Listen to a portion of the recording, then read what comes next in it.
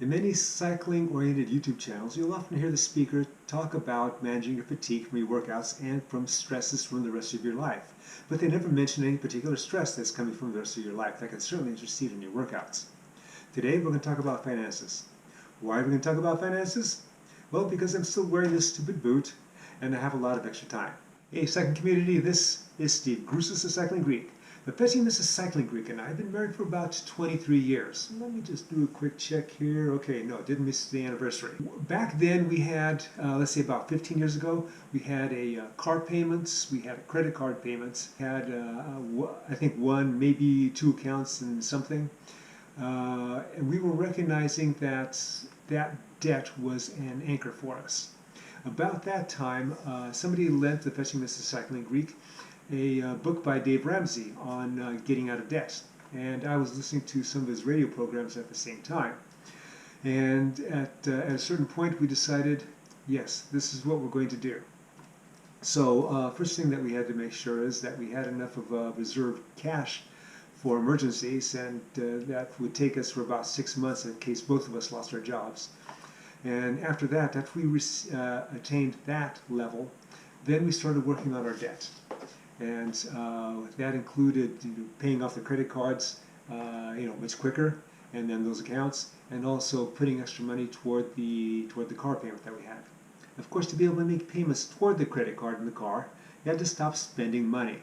We couldn't use a credit card anymore. And in fact, now that I'm thinking about it, she had a credit card, I had a credit card, and we had like a family credit card.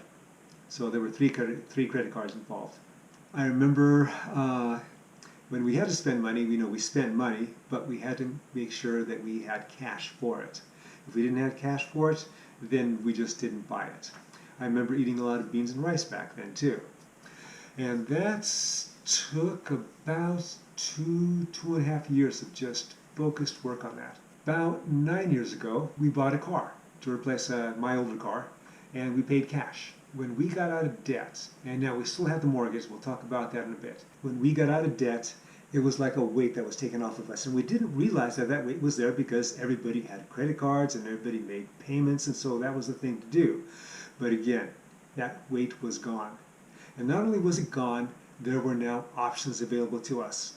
Instead of having this money go out each month, the money stayed with us. So we got to increase our emergency fund, we got to start another savings fund, we put more money into retirement. We had options. And if we need to go buy something, and it made sense for us to buy it, and we had the cash, we bought it. In fact, mine wasn't the only car. Later on, we got another car to replace the Fetching Mrs. Cycling Greek's car, and an electric car. And we paid cash for that too. In fact, on that one, we actually got a car loan for it because it gave us a lower price. And so as soon as we got past that prepayment period, we paid off that car. In terms of our mortgage, we had considered paying off the mortgage once we became debt-free and all the other credit cards and cars and so forth. Because that interest rate was below 3%, we decided, we'll just let it ride. Reason being that if we were in an apartment somewhere or renting a house, we would still have these monthly payments that we'd have to make.